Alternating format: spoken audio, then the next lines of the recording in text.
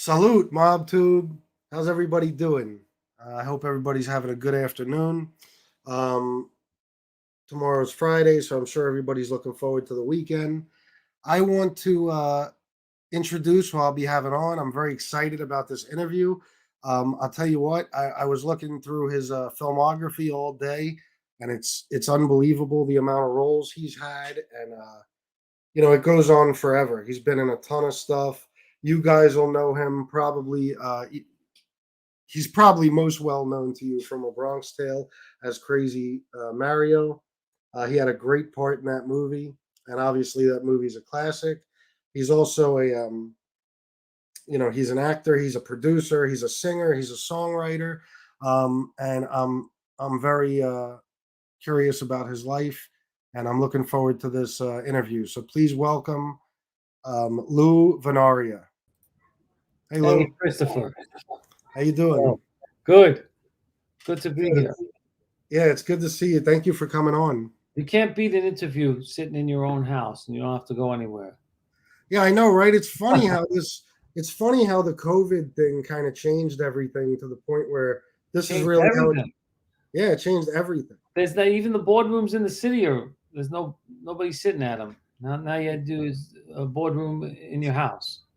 Yeah, everything's through Zoom or like this, it's StreamYard, something. Yeah, it's great. I mean, I don't know how good it is for New York City, but it's good for us.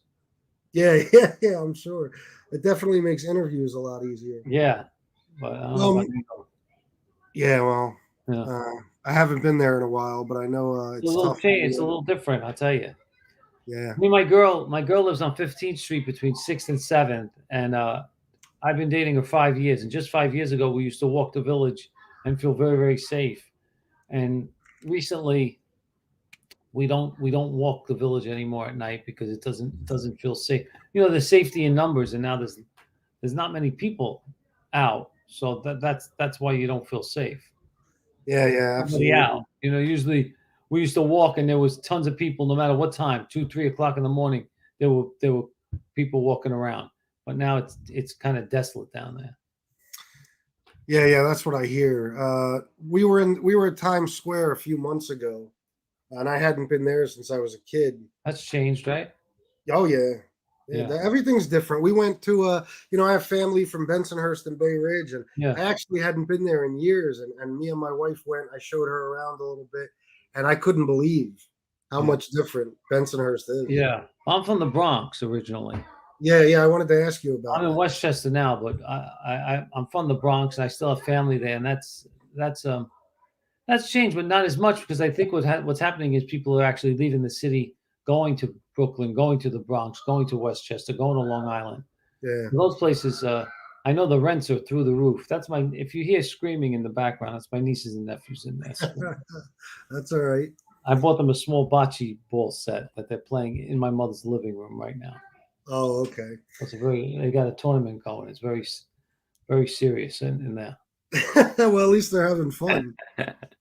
So I'd like to get started by just asking you about, your childhood, your upbringing, where you're from, and how you got started in acting. How I got started? Well, it started. My nickname, who most people who know me call me Louis Scoops, or just Scoops. Most people who talk to me call me Scoops, and the reason why is because in the Bronx, my parents owned an ice cream store called Scoops Cafe, and I worked there, and that's how I got the name Scoops. And an actor friend used to come in. He lived in the neighborhood. His name was Mike Starr. I don't know if you know Mike Starr. No. He played the clown in Uncle Buck. He played the guy in the middle in Dumb and Dumber. He was the guy in the middle of them when they were making the sounds. Yeah. The big guy. His name is Michael Starr. He was Frenchie in Goodfellas. Oh, okay. Yeah. Commandant. I'm the 5 to 8 guy. You remember that? Yeah, absolutely. Mike Starr. And Mike Starr was like a neighborhood celebrity. And he used to come into Scoops all the time. He used to come with his wife and his kids. And I was already singing at the time. I was only 15. I was singing with a band called the Frank Terrace Orchestra. And I would come in with my little tuxedo and do like a couple of Sinatra songs. And that was the gig. And he knew of that. And he said, Louis, he said, I'm going to get you an audition because a lot of good singers are good actors. And I said, hey, Mike, you're the actor, I'm the singer. Let's keep it like that. I don't think I can act. And he got me an audition for a pilot called Married to the Mob, which was going to be a TV show, Yeah. which was based on the film. I don't know if you Okay. remember the movie with Michelle Yeah, I Pfeiffer. know it very well. Yeah, they were gonna do a remake on TV, which it wasn't going to be the same actors. It was going to be a different cast, obviously, but it was going to Yeah. be a spin-off of that movie. I got the part of one of the kids, and then I think it was CBS, but they didn't pick it up. We shot the pilot, and they passed on it, and that was it. But from that, I got an agent, and I got to meet some casting agents, and about 6 months or a year later, after a million auditions, I booked a Bronx sale, and that was a big deal. And I was one of the kids, yeah. But I read for De Niro. I read for him about 5, 6 times to get that part. And what happened was the first time I went, there was like 7 kids there, and they were all reading for Mario. And then the next time I went, there were 4 kids there, and they were all reading for Mario. And then the next time I went, there were only me and another kid that we were both reading for Mario. And then like the 4th or 5th time I met, there were like 4 kids there, but none of them were reading for Mario. One was reading for C, one was reading for Slick. So I knew I was close. I knew I was close. And that time he brought us all in together. And Bob was like looking at us, all 4 of us, to see if we kind of look like we meshed, like you believe that we grew up together. Actually, C was Phil Garbarino at the time. I don't know if Lilo told you about that. Yeah, he did. Phil Garbarino had the part. Yeah. So we went in with Phil Garbarino. It was me, Joey, Phil Garbarino, and those other 2 kids, which I forgot their name, Dominic and Louis, I think. And then what happened was, I don't know what happened actually. Lilo knows the story better than I do, but they found Lilo on the beach or something like that the next day after the screen test. So he got in just under the gun. Yeah, and it's funny, him and Phil are so close still till this day. They're such You would good think friends. they wouldn't be. I know. Yeah, I know. yeah. A lot of shot Chaz at the end. yeah, Mhm. absolutely. Yeah. Lilo told us about that, and Yeah. it's just funny because that could have changed Phil's life. So the Yeah, fact that he didn't, it changed Lee. It could have changed Phil's life for the better, and if you look at Lilo's story, it could change your life for the worse too. you know what? That's very true. Yeah, that's You definitely never know true. how it's going to change your life, but Absolutely. yeah. So I have to ask. I ask everybody who's ever worked with him. It's just almost a mandatory question. What was it like to first meet Robert De Niro and actually read for him? Well, the night before I met him, I watched a movie that was just out in the theaters called Cape Fear, Oh yeah. and that is not a good movie to watch before you meet De Niro the next day. I was scared shit. Can I say that on the show? Yeah, absolutely. I was scared. But when I got there, I think he knows. I think he knew that he intimidates people because it's him. So he sat in the back of the room when I read, almost, and the lights were on me, so I couldn't even see past the lights. I mean, I knew he was there because he said hi, but then he went behind the lights, and he had somebody else run the audition.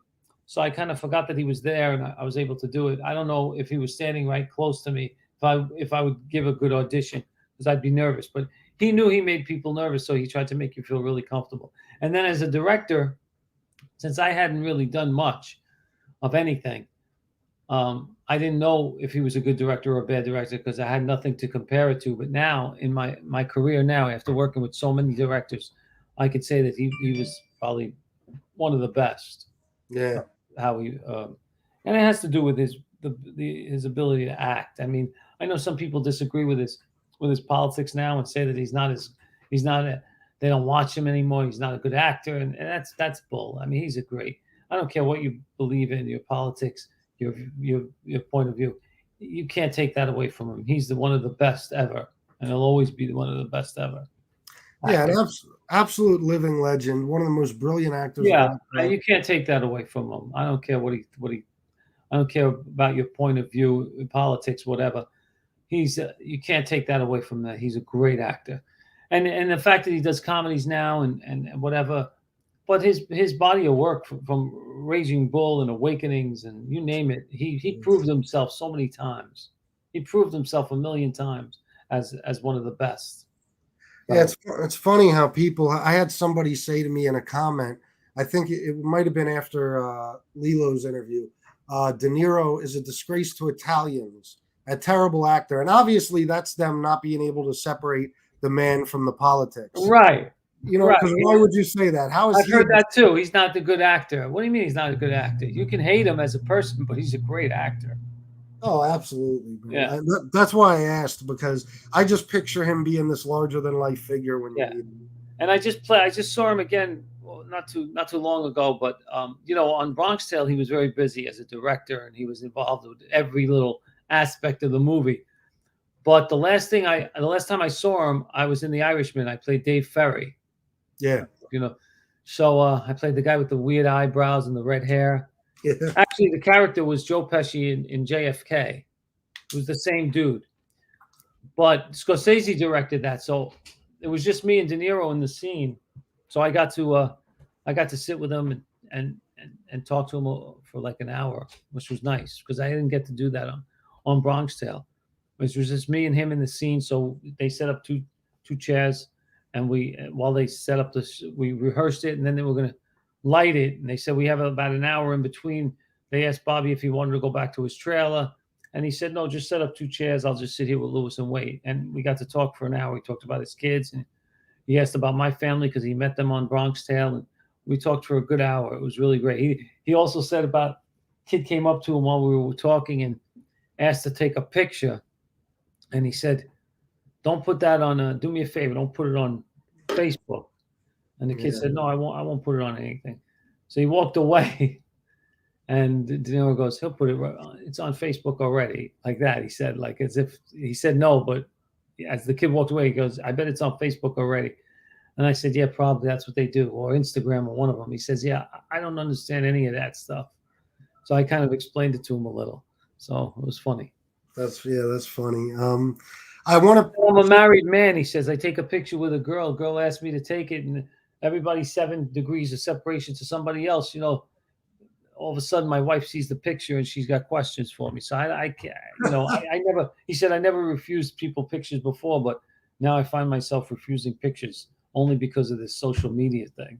I said, yeah, I understand that. I said, Yeah, it's not like back in the day. I mean, now you take a picture with somebody and it's on, 5 different platforms. And I know a lot of guys I know a lot of guys who got nailed like that. A lot of guys.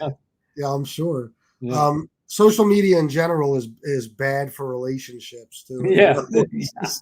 It's not good. It's a relationship killer.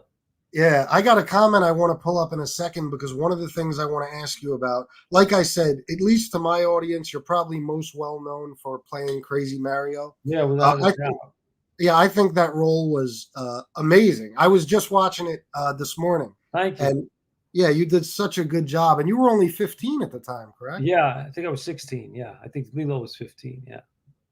Yeah, and I want to pull this comment up just because I was going to ask you something similar to this. Boston J said, FBS, ask him if he still gives girls the Mario test. No, I never gave a girl a Mario test. Yeah, I've never said the Mario test ever again since that time. Since they said cut and we got it, that was the last time I said it. Yeah, people say it back to me, but I won't say it. I think it's disgusting because people get it mixed up with the door test, which I think was a better test than the Mario test. Was disgusting. It was very disgusting, and that's one thing I wanted to ask you about that role. Whose idea was that? Was that just a random writer? No, that was written word for word. It was written by Chaz, and it was written word for word. I don't think I took any liberties with it at all. Even the word brajol was written in the script, which I didn't even know what the word. I didn't even know how to say it. They explained it. Go down on the old brajol. They had to tell me what it was. I was just watching that scene earlier, and I was like, "Wow, it's amazing!" Because I think, including you, I've interviewed 3 of the people in that scene. That's amazing to me. You know what I mean? Yeah. That movie is such a classic, man, and you guys all did such a fantastic job. Yeah, that was pretty iconic. That role, because that's when the guys walk by right after that. I think. Yeah. Throw the bottles at him or something like that. Yeah, that was all day. I mean, that was an all day thing. Maybe 2 days we worked on that scene. That was a big scene. And you got close to those guys too, right? Like I know I got really close with Lilo. Joey, I was from the Bronx. And Joey was from Brooklyn, so that's like a planet away. But Lilo Yeah. lived in Yonkers, which is very close to me. So we stayed close until he got into drugs, and then we kind of lost touch. And then when he got pinched for that whole thing with the police officer, and he went to jail, I reconnected with his brother Vinny, and I said I'd like to come see him. And I went to see him a couple of times when he was in the can, and I saw him at Rikers once, and I saw him when they shipped him out to Fishkill or wherever. So when he came home, we were close because I was one of the guys who stuck by him. A lot of guys didn't. So yeah.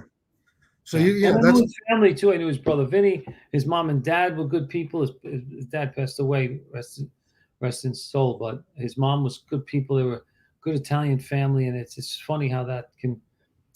Drugs have no prejudice.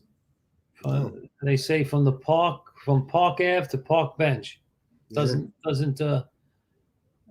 segregate. You know, it can happen to anybody. So coming from a good Italian family, it happened to him, and it's a bad thing. But he admits he don't sugarcoat it at all. No. And I spoke to him on here. He was very open about it. Yeah. And I gotta say, it says a lot about you. Friends are rare these days. They have been for a long time. Yeah. So it says a lot about you that you stuck by him. That's yeah. It's funny. My friends, I don't have a friend that I don't know over 20 years. I just don't make friends now anymore. Yeah. My friends are my friends from 20, 25, 30 years ago. Those are my friends. Yeah. Yeah, that's you got to keep the real ones in your life, and my family, of course. Oh yeah, of course. Yeah. So. And I never took it, and I didn't understand it too either, Chris, because I'm one of the rare ones. I've never even been drunk in my life. Really? I've never taken a drug, and I've never drank. Never even been drunk. People don't believe me when I say that. I've never taken anything. I've never taken a hit of pot. Nothing. Zero. So it's very rare. Matter of fact, my father wants to disown me because I don't even drink wine at Sunday with the pasta. He says, "What's the matter with this kid? He doesn't even drink wine." So so it's hard for me to have any sympathy for somebody like that, but I did for Lilo because like you said, he was a friend. Yeah. And I have a long history of drug and alcohol abuse. I'm sober now about 26 months. And I talked to Lilo about that stuff. I kind of understand how you can have it all and just throw it away. And it is hard for people to understand who've never had those issues, but Yeah, that's what I mean. Yeah. It's hard to comprehend it. Like you want to just say, just stop. What's the matter with you? Just stop. But it's not that easy. No, it's not. I had a lot of people in my family that tried to do that with me, and they didn't understand. No, they don't understand it. I understand it now, but I didn't understand it then. Yeah. So next, I believe, was Kirk. Yeah, with Kirk Cameron, which was a sitcom on the WB, and we were like an Oreo cookie because before us was The Parent Trap. Remember that one? Yeah. And then it was Kirk, and then after that was Sister. Yeah. So it was two black shows, and we were the white show. And for some reason, they didn't watch the white show on that channel. Yeah. Got canceled after 2 years, but we did 43 episodes. And during that time, I played Eddie Balducci. I was a regular on the show. I was his best friend, and so it was pretty good. I was being recognized, and that was fun. And his brother, Kirk's brother in the show was Will Estes, who plays Jamie on Blue Bloods now. He plays the youngest son of Tom Selleck. And I see him all the time. He's one of my best friends. So so something came out of it, and I got some work after that. So that was good. Yeah, I was looking through. I had to live out in LA for that for 2 years. Oh, really? Yeah. Was that a culture shock? Really, yeah, big time. But I think they were more culture shocked than I was because they were saying how I talked and how I looked and stuff like that. Of I would go course. on auditions out there, and at the time, Jason, 90201. What were those two kids? They all looked like that. Those kids, Oh, Luke Jason Perry and Priestley, Luke Jason. Perry, and Jason Priestley. Every kid looked like them, Oh, and I'd wow. walk in, and I didn't look like them. I was like a sore thumb.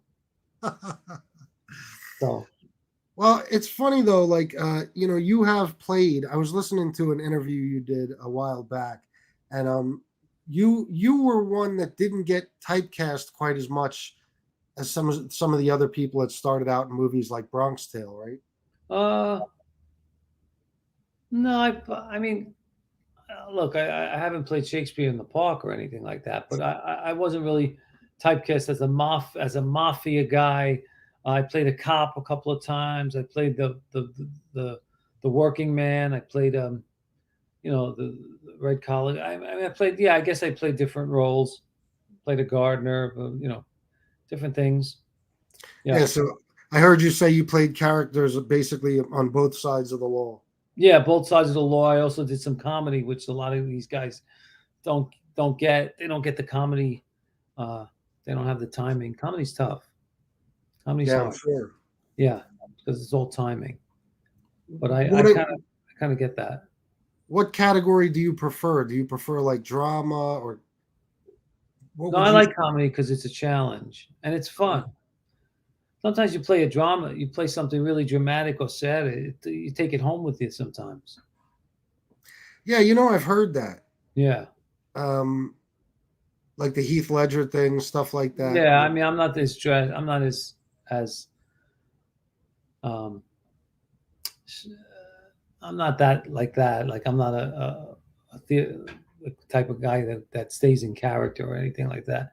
But something sad can stay with you. You think about it Yeah, yeah. afterwards.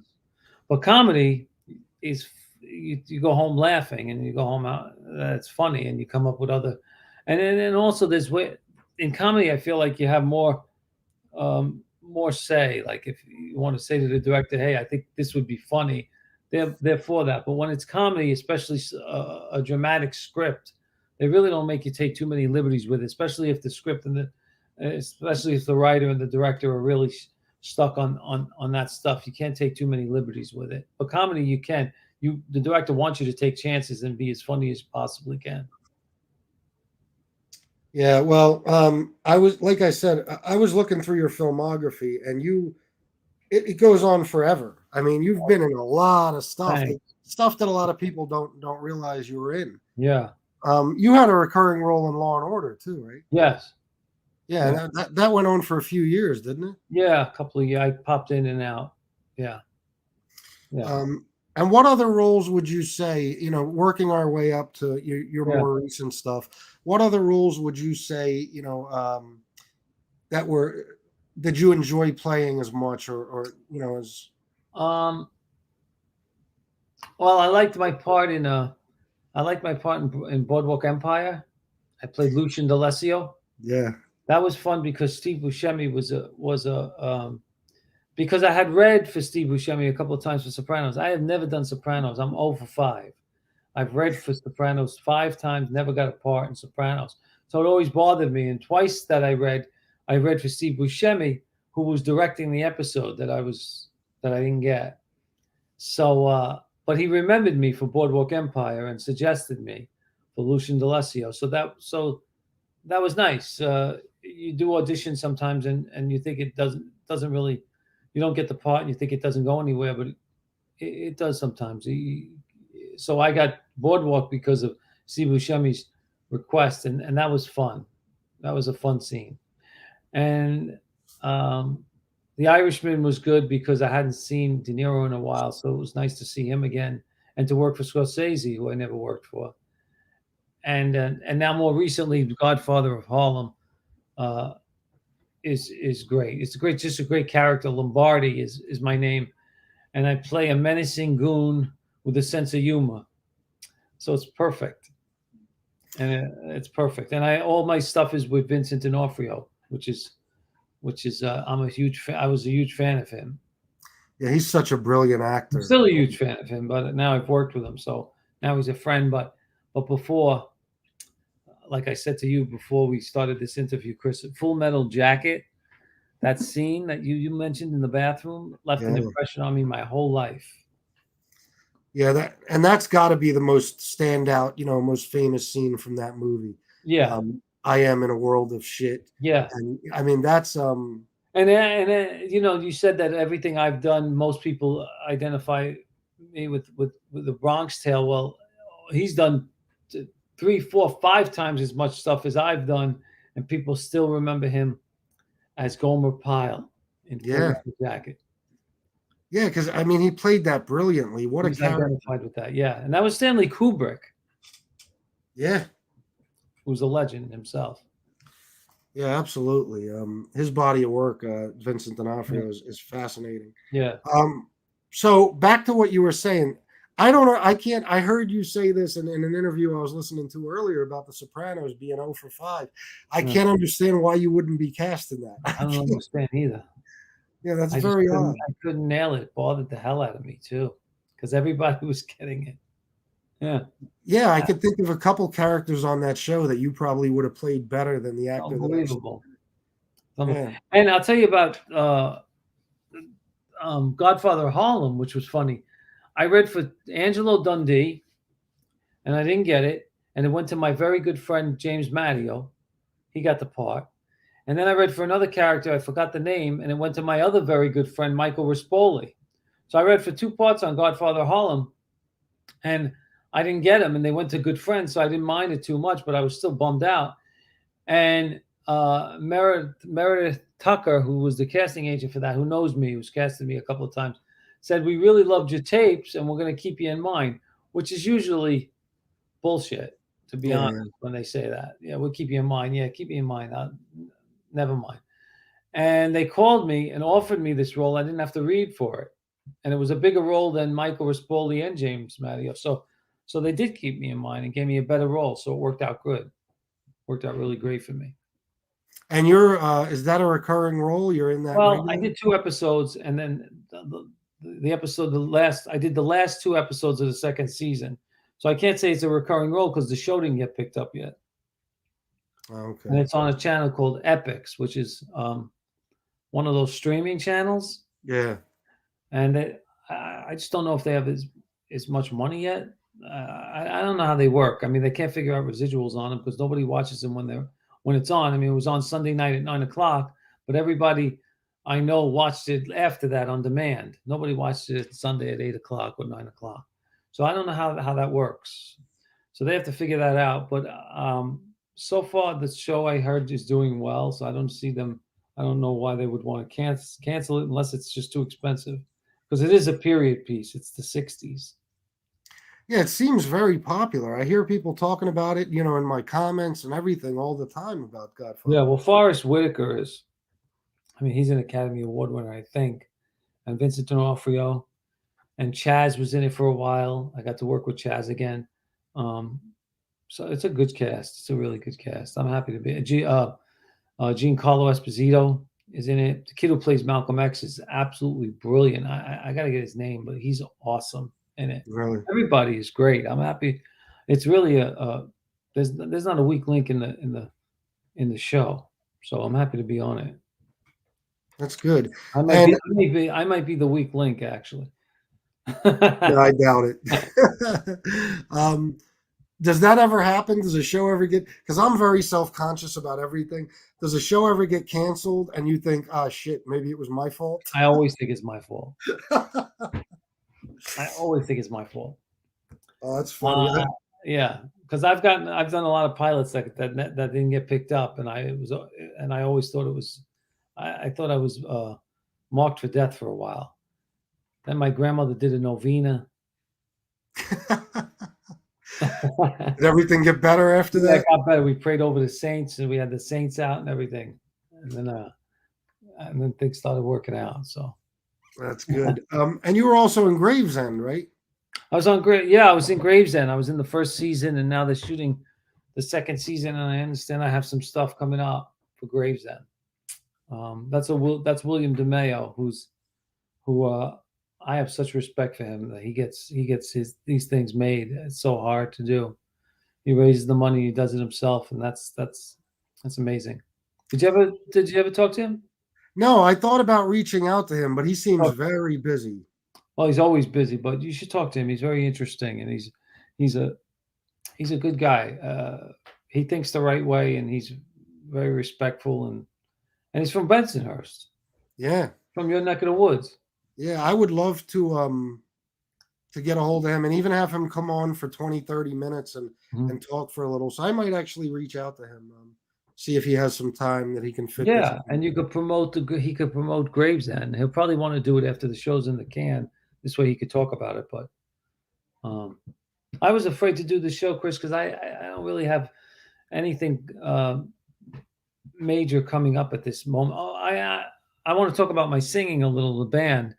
Can I Yeah, I say wanted where to get I'm into playing? that. Yeah, I want to say where I'm playing at least before we go. Yeah, well, no, we're not going anywhere yet. If you got time, no, Yeah. we want. I wanted to get into that. I just wanted to ask you about a couple of other things first, as far as your acting. Um, I've heard you say you get killed in a lot of your roles, Yeah, yeah. and Get whacked all the time. Yeah, Yeah, Boardwalk Empire, you got killed, right? I got killed. Yep. Was that Did a when you? movie. I did a movie called Stiffs with Danny Aiello, the late Danny Aiello, and I drowned in the in a river. Um, I've been Jesus. stabbed. I've been shot. I've died in a fire in Bronx Tale. Yeah. I've died a lot of times. So when I don't get killed, I feel great. I feel like maybe I have a shot at staying around a while. But I do get killed all the time. I got killed in Law and Order also a couple of Oh, did times. you?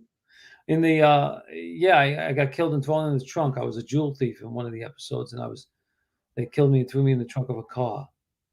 They don't Wow. show me. They don't show how I was killed, but I was dead in the trunk of a car. So Now, in Boardwalk Empire, was it the? Because I didn't see it, yeah, but I know you shot a girl on the boardwalk. You were trying to shoot yeah. Nucky. I meant to shoot Bumpy, Oh, yeah, not Bumpy. Nucky. Nucky. Yeah. I meant to shoot him on the boardwalk. It was a hit, and I botched the hit and I shot a girl in the back, and uh, and then that's why I got killed. I think because Oh, you got killed I because of botched it. the hit. Yeah, Oh, yeah, okay. yeah. All right. So yeah, next I do want to talk about your singing, Mhm. because I actually listened to some of your singing earlier. Oh no, okay. Yeah, and I got to tell you, I was impressed, very Oh, impressed. thank you. What would you consider your style of singing, or what genre? I call it pop jazz, but I'll be honest. I started as a kid singing in little jazz clubs in the city where I only did standards, like Tony Bennett and Sinatra, Victor Mones, just standards. Now I kind of stayed away from Sinatra because I didn't feel like I sounded like him, and I didn't want to be an impersonator. So I stayed away from his iconic songs. But I did a lot of standards, and only standards I did for years. Yeah. And then I started working with a wedding band where I had to learn different songs, more poppy stuff, more today stuff. Now I have a band, my own band, that I work with my girlfriend Joanne Roberts, and we pretty much do everything. We go from Sinatra to Justin Timberlake. I did we did the St. Anthony Feast in Boston just last week. It's the biggest feast, the best feast in the East, and we did everything. I mean, I did Uptown Funk, I did Summer Wind, so it was like there's and everything in between. Oh, you did Summer Wind, huh? I did Summer Wind, I did Uptown Funk, and everything in between. I mean, we had a whole disco medley. We had the people dancing in the street. It was just it's the best feast. We do it every year. This is the fourth year of doing it. Last year they didn't have it because of COVID, but we've done it a bunch of years in a row, and it's just such a great feast. And now coming up, we go to we do the San Gennaro. That's We yeah. did we did the Harlem Feast this year by Rayo's. And now we do San Gennaro on the September 19th. We're there from 7 to 9 with the band. And then we go to Ohio and we do a feast in Ohio. And Oh, okay. we did Milwaukee last year. We go all over the country. It's just not as many this year because of last year they were all canceled. And this year some of them don't have the money to pay. They're using local hires mostly. Yeah. I also got the Yorktown Feast on the 17th. So we got Where's some. that? That's in Yorktown Heights Oh, okay. in Westchester. Yeah. We do that every year. A lot of these feasts are reoccurring. We do them every year. Yeah. You want to, since I heard you singing. I was, like I said, I was very impressed. You want to belt Oh, I'm something at out the for Villa us? Roma on Labor Day. Oh, okay. You know where the Villa Roma is in the Catskills? No, no, I've never been there. No. You've heard of it though, right? Yeah, yeah, yeah. I've heard of One it. of the Yeah. oldest, oldest places in the Catskills that still works. But Yeah, my mom actually told me about it because, my parents used to go there. yeah, yeah, yeah. Everyone's parents used to go there. It's funny. They Yeah, of haven't changed course. the wallpaper since your parents been there either. Yeah. It's old, man. But it's a fun gig. I mean, it's a something to do on Labor Day. But I have no Well, plans other than that. yeah. Well, I have to ask you because, like I said, I started saying this a minute ago, but I was very impressed. And, since I have you here, I have to ask if you'd like to belt something out for us. Oh no, I can't do that here. I have no music here. You could play some though if you have it, if you listen to it or whatever. I could send you something Yeah, if you want. yeah. I listened to one of your singing reels earlier, like I said, and Yeah. I heard somebody compare you to Michael Bublé. Oh, that's a good nice compliment. I like Michael Bublé. I've Yeah, never met him, but if I was home, I would have played something on. I'm at my mother's right now because I lost power last night during the storm, yeah. and I lost. First, I lost internet, then I lost lights, and so I came here. But I have a little keyboard at my house. I would have played something for you. I would have done something on the keyboard. So maybe next time. Yeah, next time. That's fine. Yeah. And I wanted to ask you, you do have CDs out, right? You have? I have some CDs out. Yeah, you can go on my website, I think, and get them. Okay. Yeah. So other than that, you said there's nothing major coming up, right? No, other than the last thing was Boardwalk. Oh, Gravesend, I guess, is major, and I haven't shot that yet. That shoots soon, I think. I think within the next couple of weeks. But you will be, so you will be in the second season? Yes, I play his father, so he has a. I play older. I play a lot older, actually. I play in my 60s, except they had some flashbacks in the first season where I played now my age now. Actually, they made me look younger, and then they make me look older when it's present day. They make me look at my 60s, so it's a big makeup job and stuff. But that's coming up, and it's coming up in the next couple of weeks. I just didn't get my days yet.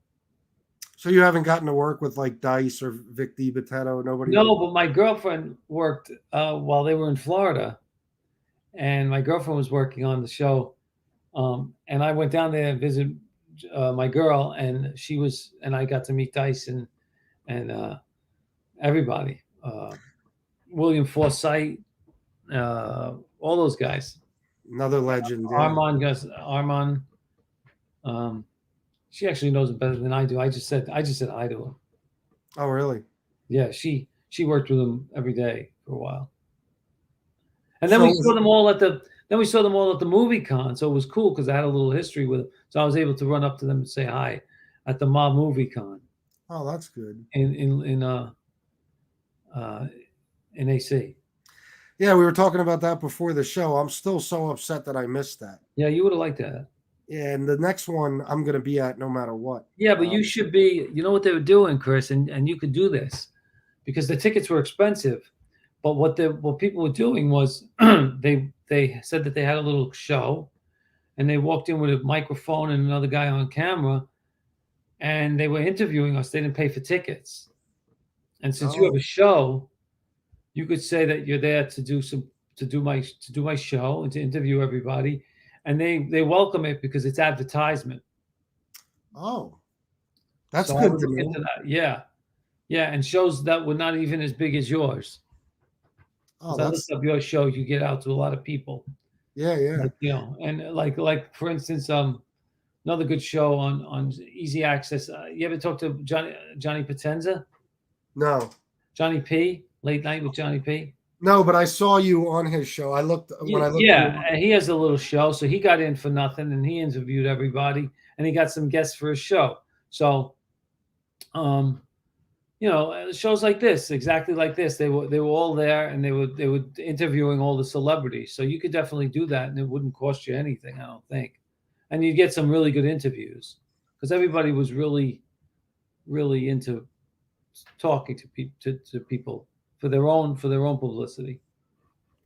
Yeah, if they have this one that might be coming up, in Vegas, In Las Vegas, yeah. There's no doubt. I already talked to my wife, and we'll be Yeah. making plans and Yeah. going. Yeah, I hope they fly me down there for that. That would be fun. I did one in LA. I did Parsippany, New Jersey. I did AC. I never did Vegas. So it would be fun. I mean, I've been to Vegas, but I've never done the chiller thing there. Yeah, it would be great to go there and meet you guys. You and some of the other ones that I Yeah, I mentioned. mean, you know us now, so you can hang with us. Yeah, that would be awesome. Yeah. My wife would be in her glory, absolutely too. Yeah. So I just want to see if you have a few more minutes. Can you take some questions from commenters? Sure. You know what's tough about those things, though, those signings is, I take pictures with people all the time for nothing. And when you do those things, they charge people to take a picture with you. And Yeah, that's the only way you make the money. So, but it's still I don't like doing them, to be honest with you. It's not, I don't like them. I don't like charging people for pictures, especially fans of mine. I just don't see it being right. But that's the way. That's the gig. yeah. That's No, it's the understandable. I think people understand that there's got to be money made. So, and yeah. I'm sure they don't mind paying to take a picture. No, they don't. Sometimes, I mean, sometimes they take 3 or 4, and I don't understand it. Now, I'm not taking the money. Obviously, I have a handler who takes the money, but still, it just doesn't feel right to me. So I don't really dig those gigs much. Yeah. It's understandable. So I got some questions here. People want to ask you about, I think, different acting roles and stuff. Oh, okay.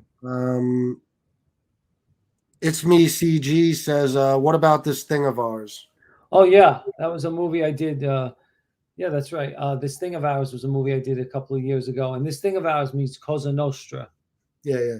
And I played. Do you know that, Chris? Do you know that movie? I watched it a long time ago. It's a great movie because it's. I play a computer hacker. And it's funny. I know nothing about computers, which is funny. I couldn't even figure out how to do this interview if my mother didn't help me. But I don't even have any. I'm not on social media or anything like that other than Facebook. But anyway, I played a computer hacker who figured out a way to take 2 cents, 5 cents, 8 cents from everybody who uses a credit card on the computer for over a 24-hour period or something like that. And it comes to an astronomical amount of money. And it was Danny Provenzano wrote it and produced it. Boas was the director's name. I forgot his first name. And it was a great movie. I worked with Vinny Pastore in that and Frank Vincent, who I got really close with. I'm still close with Vinny. Unfortunately, Frank passed away, but I had some great scenes with them, and that was a lot of fun. That movie. We shot in Florida and Miami, so that was a lot of fun in Miami to shoot there, and we even debuted it there. We went there for I think it was the Miami Film Festival was the first place we showed the film. So we went out there to shoot, and then we went out there to hang, and it was great. It was great. We stayed at the Mondrian Hotel, I think, out there. It was just a lot of fun. That was a good movie. Unfortunately, a lot of people didn't see it, but I thought it was a really good movie. I thought it was one of my best roles, actually. Really? Yeah. Yeah. Well, the next question was actually what your opinion was on This Thing of Ours, but yeah, I think you answered that. Yeah. I think you can get it on YouTube or one of those streaming channels now, if you want to see it. It's a good movie. It just fell through the cracks. Yeah, that happens sometimes. I think some of the best movies out there are movies that never got any real critical acclaim. And I worked with Danny Aiello on a film called Stiffs. It was shot in Boston, and one of my favorite movies of his that I talked to him about, that he used the term "fell through the cracks." That's why I used it. I got it from him, but he said 29th Street. Oh, we had a whole conversation on one of my shows about that. And he That loved is, that film. yeah, that to me, and a lot of people, because I was talking about it, a lot of people in my chat room that didn't know about it went and watched it I because you tell can watch everybody it to on go YouTube. see that movie. I think that movie is one of the best movies, period. And I'll Yeah. tell you what, Danny Aiello has always been one of my favorite actors. Mhm. But I never talk too much about my dad, but I'll tell you what, and it is kind of sad, but that role he played as the father, that Yeah. was my dad to a T. Yeah. Yeah, unfortunately. I mean, that was, because he wasn't the best dad in that movie. No, he was a degenerate gambler, right? Yeah, Right. and he just the way he talked to his son and some of the That insults. movie makes me cry. I cried from the beginning to the end. If anybody hasn't seen that movie, I would definitely make it. It's hard to find though. Yeah, well, that's why we were talking about it, is because you can't even buy the DVD. I have No. the DVD somewhere and I can't find it. You got to And it see that breaks my movie. It's heart. such a great movie, especially if you like the movies that we're talking about, Chris, the ones that people have seen and know and like. That movie fits right in there. I mean, it has everything. It has a Yeah, lot of heart. yeah, 29th Street was brilliant. And you could put it in a lot of categories. Like people in my comments were saying, a mob movie, an Italian movie, a Christmas movie, like Everything. all those things. It's everything. Yeah, I love that. And Great. I always watch it around Christmas time. I And love it. Danny Aiello, when I spoke to him, he loved that movie and he wished more people saw it because he was really proud of the performance. His performance was unbelievable in that. Spectacular. So yeah. What was Danny Aiello like? He was he was a good actor. He was a little tough on other actors sometimes. He was a little tough on him. He was a little moody. But I worked with him when he was a lot older, so maybe he was but I got along with him. Some people didn't, but I got along with him.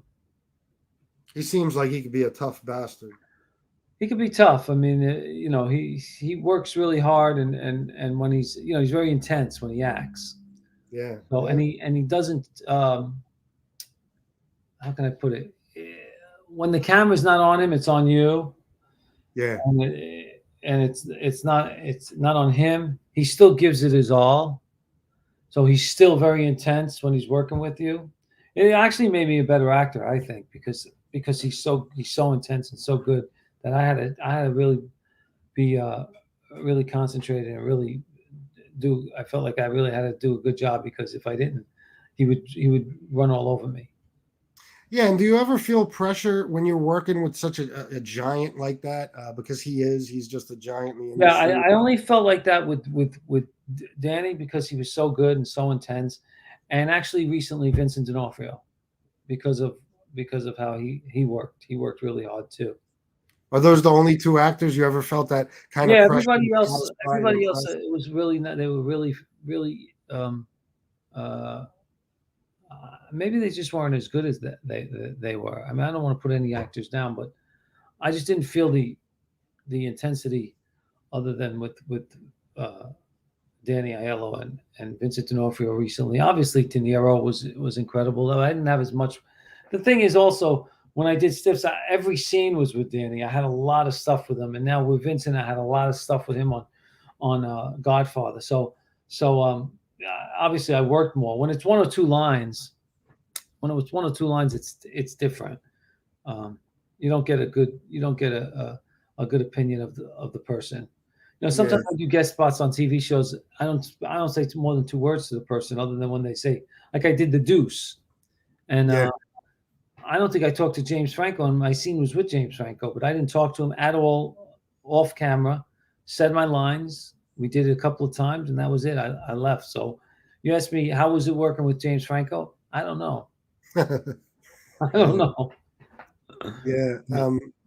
One of the other movies, going back to talking about movies that kind of fell through the cracks, and another, Vincent D'Onofrio role, he was in it also. I think it's one of the best mob movies ever, is Kill the Irishman. Oh, it was great. Yeah. Fantastic. We talked about Tony Darrow was great in that too. Yeah. Yeah. Yeah. I mean, that's a good movie. Oh, yeah. Excellent. And when I first saw that years ago, I was like, holy shit, how did I not hear about I like it better than The Irishman, actually, because The Irishman went a little long, I thought. Like I had to pee halfway through the movie. I didn't want to get up, but it's just too long. But The Irishman is a nice, nice hour and a half, 2 hour movie, which keeps you interested the whole movie. I think another friend of mine was in that actually, Vinny. He passed away. He's from Mulberry Street. Oh God, can't think of it. He was in Casino too. It'll come to me anyway. Another good friend who passed away who was in that movie that did a really good job. Yeah, I love Kill the Irishman. I could watch that over and who was over. the Irishman in that? I forget. Hold on a second He here. was kind of an unknown, wasn't he? Yeah. I can't even think of his name, but he played Danny Green brilliantly. Danny Green, right? Yeah, He was great. I thought I'd see him again, actually. Yeah. I thought I'd see him again. Yeah, I'm not sure what else he was in. But Christopher Walken was also in Kill the Christopher Irishman. Walken. Yeah. He played Shondor Burns, and he had a great role in that. Does he ever give a bad performance, Christopher? No. Never. No, he's another giant, like I said. I mean, Never. yeah, these guys are almost like mythical figures. You know what I mean? They're so legendary. Yeah, I'd like to work with him. Yeah, I bet. I'd love to work with him. I don't think he's done anything lately, has he? He's always doing something, but I haven't seen him in anything lately. No. He could work whenever he wants, though. Yeah. Of course, yeah. Just like De Niro or Pacino. Yeah. Next question, Yankees for Life. Speaking of all this stuff we've been talking about, it goes right along with it. Yankees for Life wants to know, Lewis, do you still talk to Chaz? I just saw Chaz on Godfather of Harlem. So, yeah, I talked to him. I spent the whole day with him, actually. But I hadn't seen him prior to that. And he hasn't had me on his talk show either. I told him about that. But he said he's going to set up a date, so I'll get to talk to him. He has one of these shows, too. And so I'll get to talk to him soon, I'm sure. But I did stay in touch with him kind of. We both do our own thing. So it's easy to run into each other in this business. It's small. The business is small. Out of the working actors, anyway. Yeah. Let's see the next one. I like the name, too, Yankees for Life. I'm a Bronx guy, so. Yeah, he's one of my favorite subscribers. He's always good in the chat room. And I'm Yankees for Life, too. Yeah. Primo says, love your voice, Louis. FYI, your website is not working. Oh, no. Okay, I'll get on that. I don't run it. Like I said, I know nothing about computers, so I'll get it working for you. Primo? Yeah, Primo. Okay. Let's see. I'm looking for. Can I say Can I say how to? They can get in touch with me on Facebook. Yeah, plug your Facebook. That's the only thing I'm on, and I go just by my name, Louis, Louis, Vanaria, Vanaria, and I pretty much accept everybody, and if they message me, I try to write back to 90% of the people that write to me. So. Oh, that's good to know. So, yeah, they can get a. I try to. I don't go on every day, but every other day at least, and I try to write back to people. Oh, I don't understand Instagram. I don't understand Twitter or anything like that. That's as far as I can go. That and an email. That's it. I just went on Twitter. I just started a Twitter because of this. I want to promote the show and stuff, and I don't understand it one bit. Yeah, I don't get it. So yeah, I'm in the same boat as you. I'm learning all this stuff as I go. Oh, I'm totally computer illiterate. How old are you, by the way? 46. Oh, okay. So I'm 42. So you're just a little older than me. Yeah. Yeah, I don't understand this stuff either. It took me forever just to figure out how to do these interviews. Yeah, you're pretty good at this, though. Thank you. Yeah. Yeah, you're good at this. Are you home? You do it from home? Yeah, I do. Yeah. That's good. Let's see. Anybody who has any questions, put them in now before I let Louis go here. We'll get some questions in. Let me see what else we have. Let's see. Roy DeMeo, FBS, ask him if he thinks Sammy and Michael's sit down is scripted. Do you know about that? Is that my French Hayes? Yeah, the thing they're going to be doing together. Oh, I don't know of anything coming up. No. What is it? Sammy the Bull and Michael Franzese are going to be doing a sit-down thing, and they're going to have like Rudy Giuliani and a couple of other people. Chaz Palminteri is going to be part of it. I don't know if you heard about that. It's an internet thing, so. No, you think it's scripted? I think it's staged to an extent. If you watch the trailer, it's kind of like because Mikey and Sammy, Mikey Franzese and Sammy the Bull have kind of a beef. I met Frankie's his father actually a couple of times. Oh, really? Funny, yeah. Oh, wow. Yeah. Sonny, that must have been amazing. Yeah. He was. Yeah. Um, I think they were estranged at the time, but they patched it up, right? yeah. He's friends with his dad. Yeah. So yeah, I watch Francesi. I think he's interesting. I don't watch Sammy the Bull so much because he's a rat in my book and a serial killer, which I don't like that either. But Yeah. Michael Francesi, I think, is a good guy. Yeah, rat and serial killer are two pretty big Two strikes. things I don't really want to watch. Yeah. Well, they have this thing. They've had this kind of ongoing beef on this YouTube thing. So now they're doing like this sit down and it's this big event. And if you watch the trailer, it looks like they're going to go after each other. But I think, it's going to be a lot of it's going to be scripted and staged. That's Yeah. my Jason, Mike I Sales. do have you asked me about a mob story, and I do have one mob story. I remember it. Oh, When I grew up when I was hanging out in Westchester, there was a group of kids called the Tanglewood Boys. I don't know if you've ever heard of them. absolutely. Okay? Yeah. And I knew them all because I grew up with them. And they were a wild pack of kids. They were wild. And I was singing at the time. I was singing for a wise guy. His name was Ralphie Coppola. And he was one of the nicest guys you ever want to meet. Handsome as hell, big, tall, classy, not at all a big mouth he was like the real deal that you don't even realize. And he owned the place that I was working in. And he told me that anybody who likes to do this, and that's how he did it. He did this. He didn't say what he was saying was anybody who likes to kill people, he said. But he didn't say that. He said anybody who likes to do this, you can't trust. That's what he told me. Anyone who likes this, don't trust. So Darren, who was part of the Tanglewood Boys, was the craziest one of all. He'd kill you for looking at you wrong. And he became a rat. And Sammy, who killed so many people and liked it, became a rat. Yeah. Ralphie, he said, I would go for this has to be last resort. Matter of fact, it's a bigger man who saves a life than takes a life. He said, he told me, Ralphie. Ralphie unfortunately disappeared. They never found him. Yeah, he was a made guy, right? Yes, phenomenal. And I always remembered that because he was a guy that you could talk to and really get good. Guys like that sometimes have a lot of knowledge about people and about life and stuff like that. And he told me that, and I remember that. Anyone who likes to hurt people and kill people, you cannot trust. And if you look at history, it's very true. It's very true. Yeah, and that's certainly good advice. Yeah. Wasn't he involved somehow in the entertainment industry? Ralphie Coppola? Yeah. I think you might be thinking of somebody else. Ralphie owned a lot of clubs, so yeah, possibly, yeah. Oh, okay. Unfortunately, he disappeared. They never found him. They just recently, after 10, 20 years, they announced him they pronounced him dead. I don't know how they do that, but they never found him, and took years to say that he was dead. But anyway, you might be thinking about Tony, another guy who was he won a suit against Universal Studios. What was his name? He was friends with Sinatra. Big wise guy. I forgot his name, but anyway. Oh, friends with Sinatra.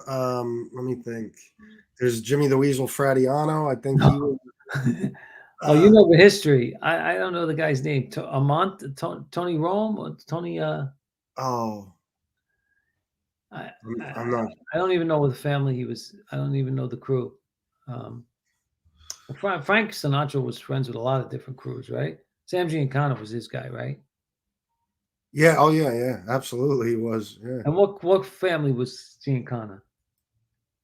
That was in Chicago. Oh, that was Chicago. Right? Yeah, that was Chicago. Somebody said on here, De Palma and Tony Pro. Was it one of them? De Palma. Might have been Tony Provenzano, possibly, yeah. He was very involved in the entertainment business, so it was probably him. Yeah, Yeah, yeah. yeah. Um, let me see. Yeah, these guys know their mafia history. I got to read up on this stuff. Oh yeah, these guys in here, they're no joke. I know a good bit myself, but these guys correct me a lot of the time. They know a lot.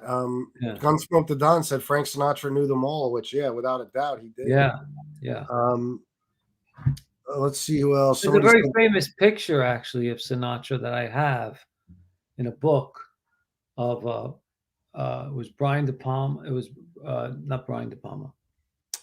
De Palma, who he just mentioned. Gregory De Palma was on yeah, his right, and I think Carlo Gambino was in the picture, and there was like 6 or 8 of them all, and they named them all, and Sinatra's right in the middle. It was taken at the Westchester Premier Theater, and I think they subpoenaed Sinatra because of that picture. And Sinatra had a good answer. He said, "I take a lot of pictures with a lot of people. I don't ask them what they do for a living before I take it." So yeah. Well, that's why I mentioned Jimmy the Weasel because I believe he was in that picture. I think so too. But Sinatra, yeah, he had a hard time. I think he was trying to get a gaming license or something. There Yeah, was a because whole bunch of hearings. he owned a casino. Yeah, there was a whole bunch of hearings held because of that picture and because of the Yeah, people I he watched some of associated with. that. Yeah, it was really interesting. Yeah, it Yeah. really was. But his answer was good. I take a lot of pictures with a lot of people. I don't know who they are before I take them. I mean, I'm sure he knew who those guys were, but that was a good answer anyway. Mob Talk Radio says no, it was Tony. I don't even know this name. Appadesano?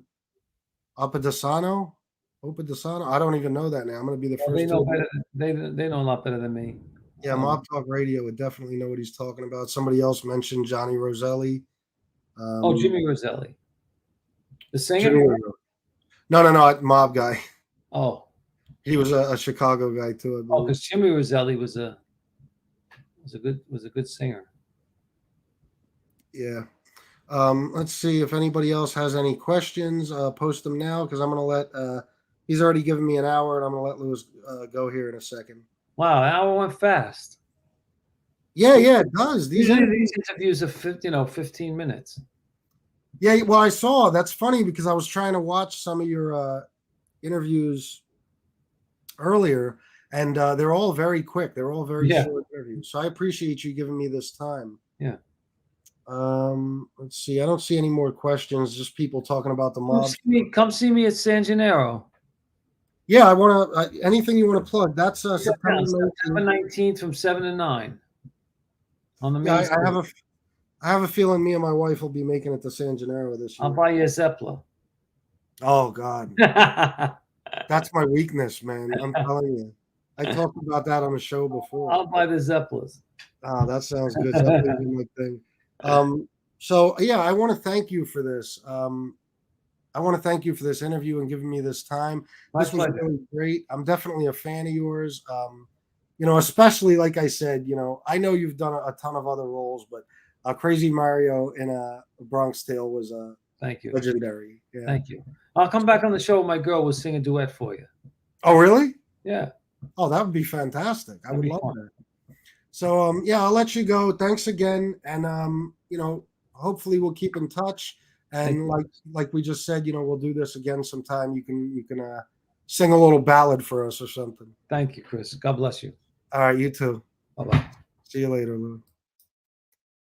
All right, that was excellent.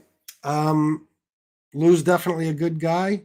I spoke to him a little before the show too. Like I said, I always say it. It's a trip for me to be able to talk to these guys. I like to get all of you involved so you can ask questions and stuff. Thank you, Jason Mikesale says great interview. Thank you, man. I appreciate that. Rats get bats. What a good guy. Yeah, he really is, man. Very down to earth. That's the thing you find out about a lot of these guys. You never know who's gonna, you know, think who they are or have an attitude, about the way they talk to you like you're a nobody almost. But none of them so far have. And Lou absolutely was great before the show. We talked for a few minutes. We talked on the phone earlier. Great guy, and I'm thrilled to have had him on. It was excellent. So another one down. I'm working my way through the cast of A Bronx Tale, guys. In case you haven't noticed, who knows? Maybe someday I'll get De Niro. Right? A guy can dream. Mike Fleming says, "Great interview again, FBS. Louis, you're a good guy. You're a great guy. I'm sorry. Thank you, Frank Calabria. Good interview, FBS. Thank you, Frank. Gunsmoke the Don. FBS, I put you as a character in my video like you asked. LOL, just a quick cameo. Awesome. I'm going to watch that. I actually started watching it. It's so funny. I was watching that before we started, and Lou was, backstage, and he heard it and said, "Who was that you were listening to?" But I didn't get to see the whole thing yet. Jason Mike Sale. LOL, next you need De Niro. Yeah, obviously, the chances of that happening are 1 in a million. But I'll tell you what, as much as I love De Niro, this is a little known fact about him. He gives the absolute worst interviews. De Niro, I don't know what it is about him, but if you watch some of his interviews from the past, they're not great. I think he did the first episode of Jimmy Kimmel's show. And it didn't work out well for Jimmy. It wasn't a good interview at all. A lot of people kind of make fun of that interview. Falconetti, De Niro, you should get Paulie Walnuts. Believe me when I tell you, I would probably take Tony Sirico over De Niro. No, I wouldn't, but I would love to interview Tony Sirico. Lou got to work with him too, and I wanted to ask him about that. But Tony Sirico is a legend, Bensonhurst guy. And my main question about him is he that, which I believe he is. I mean, I don't think Tony Sirico changes one bit off camera. I mean, I believe he's pretty much playing himself in every role. He was a mob guy at one point. I believe he was with the Colombos. And he's got, I think he did 5 years in Attica. Very interesting guy, but as genuine as could be in all his roles. Yeah, excellent guy. Absolutely the most typecast actor in history, probably. But of course he is, because that's who he is. That's the guy he is. The guy he plays on all these roles. Mob Rats UK, great as always. FBS, thank you. I appreciate that. Let me see what else we got here. Let's see. Neil Costantino says that interview with Jimmy broke me up, bro. Yeah, man.